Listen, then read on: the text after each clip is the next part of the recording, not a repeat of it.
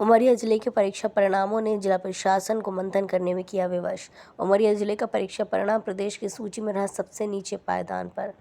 शिक्षा जीवन में मूलभूत आवश्यकताओं में शामिल है, जिसे देखते हुए सरकार के द्वारा वर्ष में करोड़ों रुपए से शिक्षा के नाम पर खर्च कर दिए जाते हैं।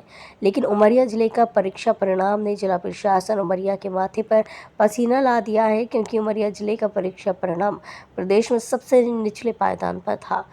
इसके लिए जिला कलेक्टर के निर्देश पर नवनियुक्त डीपीसी ने कमर कस ली है और इस वर्ष पूर्व में हो चुकी गलतियों को दोहराने से बचने के लिए पूरा खाका तैयार कर लिया है। आगामी शिक्षण सत्र में किसी भी प्रकार से लापरवाही करने वाले शिक्षक की अब खैर नहीं होगी। निश्चित रूप से बार बार प्रशिक्षण के बाद यदि किसी शिक्षक के द्वारा किसी भी लापरवाही या बच्चों के भविष्य के साथ खिलवाड़ किया जाता है तो उन्हें इसका खामियाजा भुगतना होगा, जिसकी पूरी तैयारी प्लानिंग की जा चुकी है। रिपोर्ट विकास तिवारी। आ रहे हैं नारों में और गलियारों में कि देश बदल रहा है, देश विकास कर रहा है। जीवन में सबसे ज़्यादा आवश्यक शिक्षा उमरिया ज़िले में, यदि मैं शिक्षा की बात करूँ तो लगातार बेहतर शिक्षा के दावे किए जाते रहे हैं। रिजल्ट की यदि मैं बात करूँ तो उमरिया ज़िला सबसे आखिरी पायदान पे है और इसको लेकर लगातार मंथन किया जा रहा है। हाल ही में पदस्थ हुए डीपीसी द्वारा बारीकी से इसकी निगरानी की जा रही है, इसके लिए योजना बनाई जा रही है, कहाँ पर क्या कमी रह गई थी, सबसे पिछले पायदान पे उमरिया ज़िला क्यों रह गया, ये बड़ी बात है। और इसके लिए लगातार उनके द्वारा मंथन किया जा रहा है, कौन इस पे दोषी थे, किस तरीके से आगे इस स्थिति को सुधारना है। इन सबके लिए जो मंथन किया जा रहा है उनसे हम समझेंगे कि किस तरीके का मंथन में क्या कार्य योजना बनाई गई है, ताकि जो पिछले सबसे आखिरी पायदान पे उमरिया ज़िला था उसकी स्थिति कुछ सुधर सके। सर, क्या कार्य योजना है आगे? जो उमरिया ज़िले का रिजल्ट था वो कहना चाहिए कि संतोषजनक नहीं था। देखिए, हमारे ज़िम्मे में प्राथमिक शिक्षा के तहत 1 से 8 तक की शिक्षा का दायित्व आता है। मैंने रिजल्ट के बाद पूरे डाटा का विश्लेषण कराया, अपने साथियों के साथ बैठ के चर्चा की, कई टीचरों से भी बात की, अभिभावकों से भी बात की। ये निकल के आया है कि मॉनिटरिंग की थोड़ी सी कमी रह जाने पर स्कूलों में एक जो सतत प्रक्रिया होती है कि अध्यापन कैसा होगा, उसमें कहीं चूक हो जाती है। उन्हीं बिंदुओं को ध्यान में रखते हुए इस बार ये कलेक्टर साहब ने भी निर्देश दिया कि राज्य शिक्षा केंद्र का जो हमारे पास कैलेंडर होता है उसको यदि डेट वाइज हम बखूबी उसी के निर्देशानुसार पूर्ण कर लें तो शायद ये स्थितियों से हम उबर सकते हैं। उसी को ध्यान में रखते हुए बाल सभा को स्ट्रेंथ कर रहे हैं, हम उसकी मॉनिटरिंग करेंगे।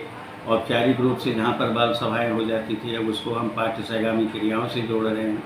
क्विज कंपलसरी कर रहे हैं कि जो उनकी पाठ्य पुस्तकों में जो सिलेबस में है उन्हीं से वो क्वेश्चन बनाएंगे।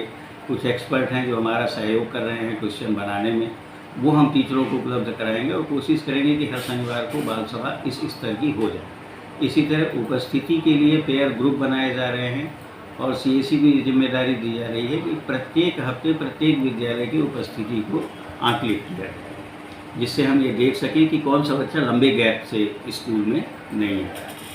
अब 28 तारीख को हमारी एक अभी समीक्षा बैठक होनी है कलेक्टर साहब के साथ, पूरा सिस्टम उसमें उपलब्ध रहेगा। तो पहले से ही हम उनको ये प्लान बता रहे हैं और इसी के अनुरूप वर्ष भर इसको हम सतत मॉनिटरिंग करके कोशिश करेंगे कि 10 का 10 लागू हो। तो यहाँ पर मॉनिटरिंग की कमी थी, कहीं ना कहीं शिक्षक अपने जिम्मेदारियों को पूरा नहीं कर पा रहे हैं, ऐसा हम समझ सकते हैं। मैं आपसे ये भी जानना चाहूँगा कि लगातार शिक्षकों के द्वारा ये कहा जाता है, दलील दी जाती है कि हमारी ड्यूटी शिक्षा कार्य के अलावा अन्य शासकीय कार्यों में लगा दी जाती है। इससे कितना बड़ा रिजल्ट प्रभावित होता है, ये भी हम समझने का प्रयास करेंगे। इस मामले में मुझे इतना कहना है कि ये बहुत ज़्यादा प्रभाव डालता हो ऐसा नहीं है। केवल बीएलओ का काम ही एक ऐसा है जो थोड़ा सा ज़्यादा समय के लिए होता है, अन्यथा जो अन्य काम होते हैं वो कोई 1 दिन का होता है, कोई 2 दिन का। तो शिक्षकों का ये कहना वो बहुत उचित नहीं लगता, क्योंकि 240-250 दिन का हमारा स्कूल होता है और 1-2 दिन जो कमी रह जाए उसको हमें ऐसा टारगेट बनाना चाहिए कि अगले दिन हम उसकी पूर्ति बच्चों के साथ कर लें और इतना पर्याप्त समय हमारे पास होता है। हम ऐसा मानते हैं कि बच्चे जो होते हैं वो मिट्टी से बने हुए होते हैं। हम उन्हें जिस ढांचे में चाहें उस ढांचे में ढाल सकते हैं। उमरिया ज़िले में इस रिजल्ट का सबसे बड़ा कारण एक बच्चों की अनुपस्थिति, बड़ी संख्या में अनुपस्थिति थी। इसको कैसे देखते हैं और आप इसके लिए क्या करेंगे आप? ये एरिया चिन्हित है, उनको चिन्हित कर लिया गया है। दोनों ज़्यादातर ये समस्या हमारी मानपुर विकासखंड और करकेली में है। ये बात सही है कि इस वर्ष की 5वीं और 8वीं की परीक्षा में भी अनुपस्थिति काफ़ी बड़ी संख्या में आई। 5वीं में तो हमारे मानपुर ब्लॉक में 15% बच्चे अनुपस्थित थे और 8वीं में करकेली में 15% और मानपुर में 20% अनुपस्थित रहे। वो एरिया चिन्हित कर लिया गया है, उनके अभिभावकों से हमने बात शुरू कर दी है।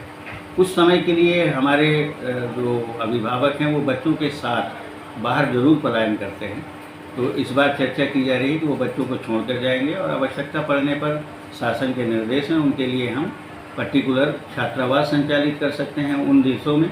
तो इस बार पूरा प्रयास होगा कि बच्चे उनके साथ ना जाएं, भले ही अभिभावक अपनी रोजी रोजगार के लिए बाहर करते हैं।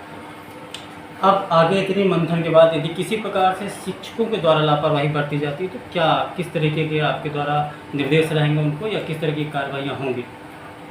ये बड़े स्पष्ट निर्देश हैं कलेक्टर साहब के कि यदि कोई भी व्यक्ति इन मामलों में लापरवाही करेगा तो हमारे अपर संचालक शिक्षा, जिला पंचायत सीओ साहब और कलेक्टर साहब ने निर्देशित किया है कि उनके खिलाफ सख्त से सख्त कार्रवाई की जाएगी।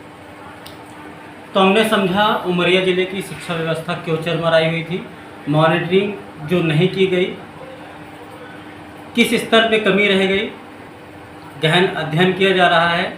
उमरिया जिला कलेक्टर के द्वारा भी सख्त निर्देश दिए गए हैं। इस शिक्षण सत्र में यदि किसी भी शिक्षक के द्वारा किसी भी प्रकार की लापरवाही बरती जाती है, निर्देशों का पालन नहीं किया जाता है, तो सख्त से सख्त कार्रवाई होगी। इस तरीके के निर्देश डीपीसी उमरिया के द्वारा बताए जा रहे हैं। उमरिया कलेक्टर के द्वारा लगातार इस पे समीक्षा रिपोर्ट ली जा रही है और लगातार इस पे काम किया जा रहा है। निश्चित रूप से इस कार्रवाई को देख के, इस काम को देख के ये लग रहा है कि आने वाला समय बच्चों का उज्जवल होगा। निश्चित रूप से शिक्षक भी अपनी पूरी ईमानदारी से काम करेंगे, तन्मयता से विद्यालयों में बच्चों के साथ रहेंगे। मेरे सहयोगी कैमरामैन के साथ विकास तिवारी, APR न्यूज़ उमरिया।